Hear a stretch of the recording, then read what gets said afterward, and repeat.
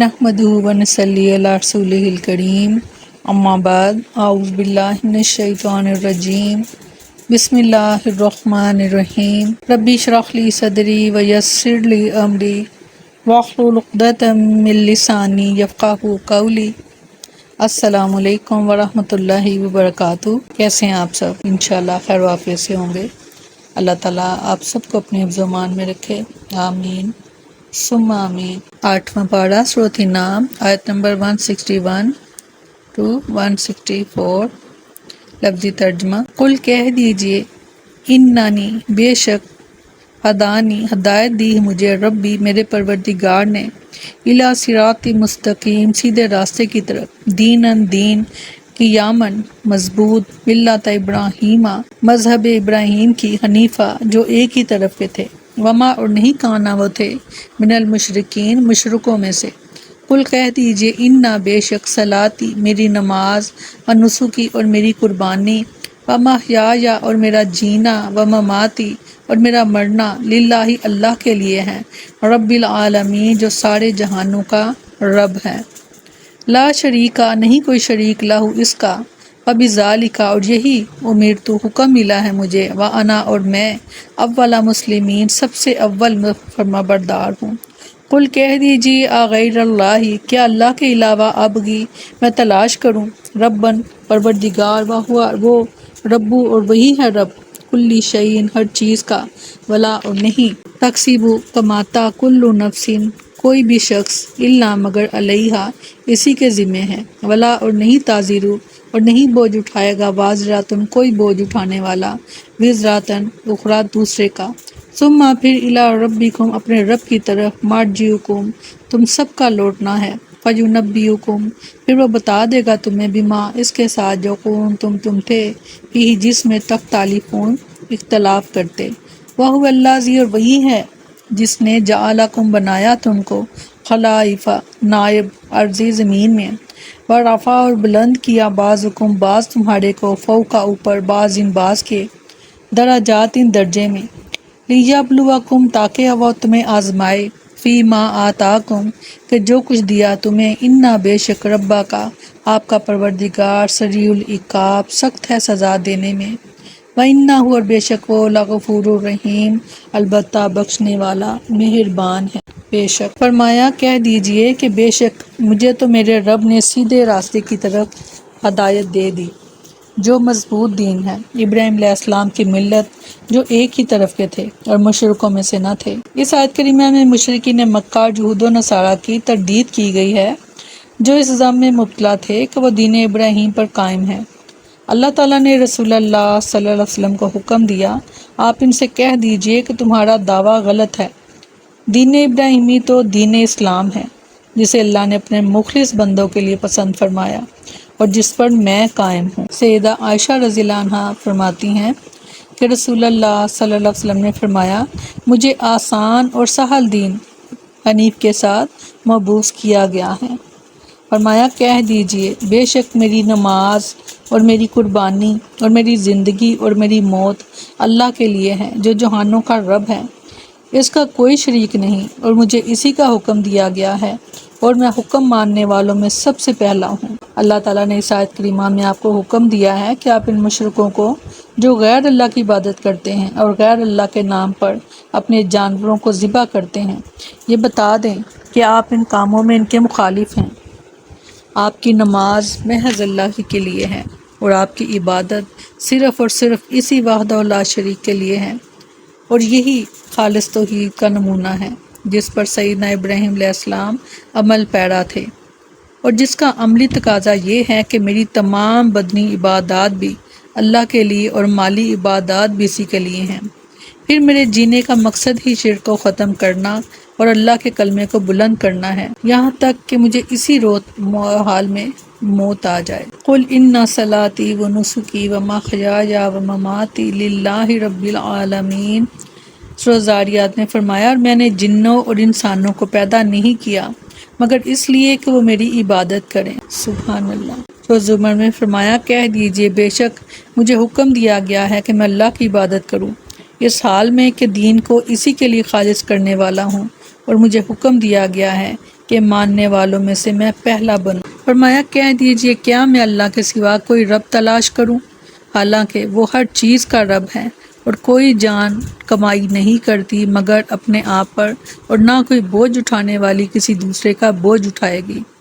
پھر تمہارے رب ہی کی طرف تمہارا لوٹ کر جانا ہے، تو وہ تمہیں بتائے گا جس میں تم اختلاف کیا کرتے تھے۔ مشرکین نے نبی کریم صلی اللہ علیہ وسلم کو اپنے بتوں کی عبادت کی دعوت دی، تو اللہ تعالیٰ نے آپ سے فرمایا کہ آپ ان سے کہہ دیجئے کیا میں اللہ کے سوا اپنا کوئی اور رب بنا لوں کہ جسے اللہ کی عبادت میں شریک کروں، حالانکہ کائنات کی ہر چیز کا پروردگار تو اللہ ہے، اور میں بھی کائنات کا ایک حصہ ہوں، تو پھر میرا پروردگار کوئی دوسرا کیسے ہو سکتا ہے؟ اللہ تعالیٰ اکیلا ہی ہر چیز کا مالک ہے، اس کے سوا کوئی کسی چیز کا مالک نہیں۔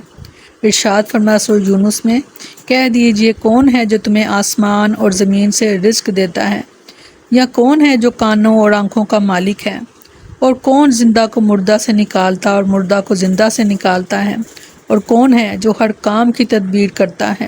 تو ضرور کہیں گے اللہ۔ تو پھر کہہ دیجئے کیا تم ڈرتے نہیں؟ سورۃ فاطر میں فرمایا وہ رات کو دن میں داخل کرتا ہے اور دن کو رات میں داخل کرتا ہے، اور اس نے سورج اور چاند کو مسخر کر دیا، ہر ایک ایک مقررہ وقت تک چل رہا ہے۔ یہی اللہ تمہارا پروردگار ہے، اسی کی بادشاہی ہے۔ جن کو تم اس کے سوا پکارتے ہو وہ کھجور کی گٹھلی کے ایک چھلکے کے بھی مالک نہیں۔ ثم الی ربکم مرجعکم فینبئکم بما کنتم فیہ تختلفون، یعنی تم اپنی جگہ عمل کرتے رہو، ہم اپنی دین کے مطابق عمل کرتے رہیں گے، پھر تم بھی اللہ کی بارگاہ میں پیش کیے جاؤ گے اور ہم بھی، اور وہ ہمیں اور تمہیں جن باتوں میں اختلاف تھا ان کے بارے میں ہم سب کو بتا دے گا۔ سورۃ حج میں فرمایا اور اللہ قیامت کے دن تمہارے درمیان اس کے بارے میں فیصلہ کرے گا جس میں تم اختلاف کیا کرتے تھے۔ بے شک فرمایا اور وہی ہے جس نے تمہیں زمین کے جانشین بنایا اور تمہارے بعض کو بعض پر درجوں میں بلند کر دیا تاکہ وہ ان چیزوں میں تمہاری آزمائش کرے جو اس نے تمہیں دی ہیں۔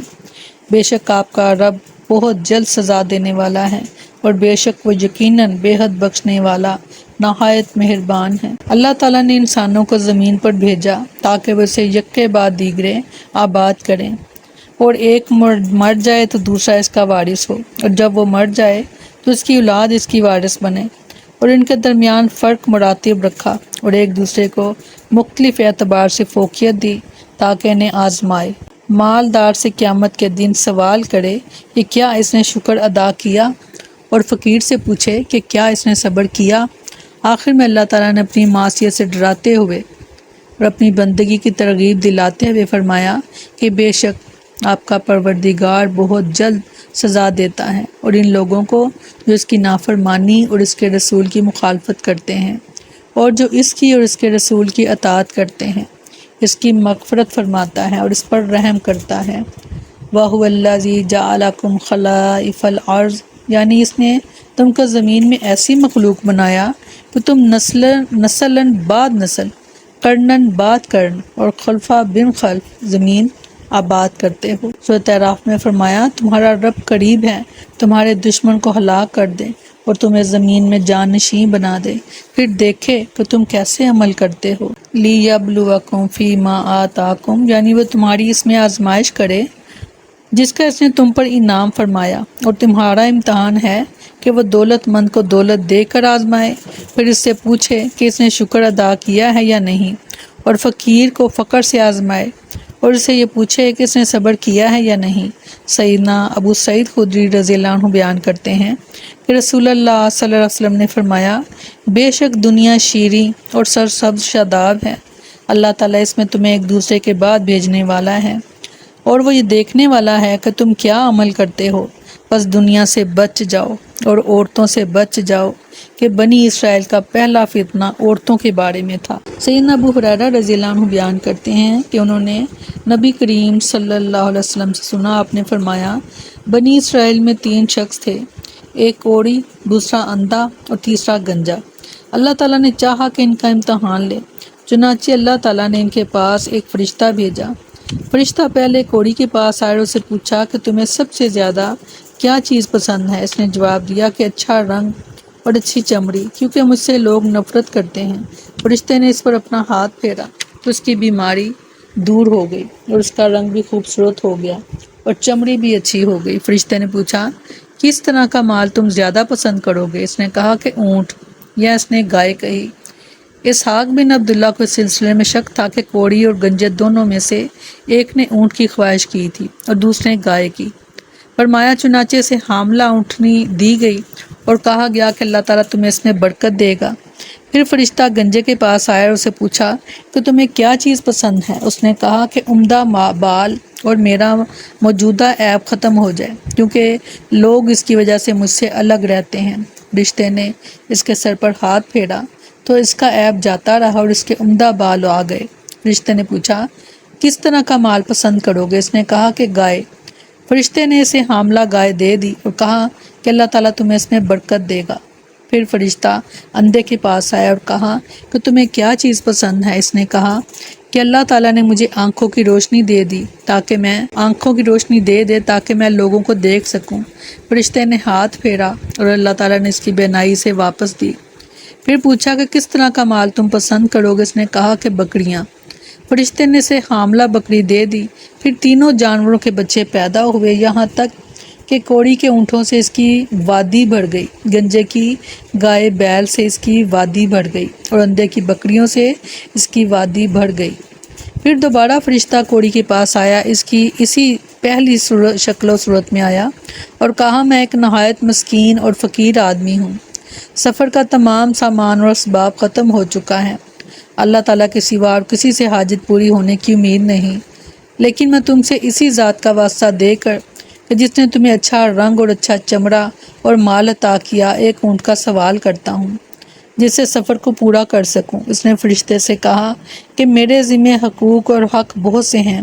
فرشتے نے کہا غالباً میں تمہیں پہچانتا ہوں، کیا تمہیں کوڑ کی بیماری نہیں تھی جس کی وجہ سے لوگ تم سے گن کھاتے تھے؟ تم ایک فقیر اور کلاش تھے، پھر تمہیں اللہ تعالیٰ نے یہ چیزیں عطا کی۔ اس نے کہا یہ ساری دولت تو میرے باپ دادا سے چلی آ رہی ہے۔ فرشتے نے کہا کہ اگر تم جھوٹ بولتے ہو تو اللہ تمہیں تمہاری پہلی حالت پر لوٹا دے۔ پھر فرشتہ گنجے کے پاس اس کی اسی پہلی شکل و صورت میں آیا اور اس سے بھی وہی درخواست کی، اس نے بھی وہی کوڑی والا جواب دیا۔ فرشتے نے کہا اگر تم جھوٹے ہو تو اللہ تعالیٰ تمہیں اپنی پہلی حالت پر لوٹا دے۔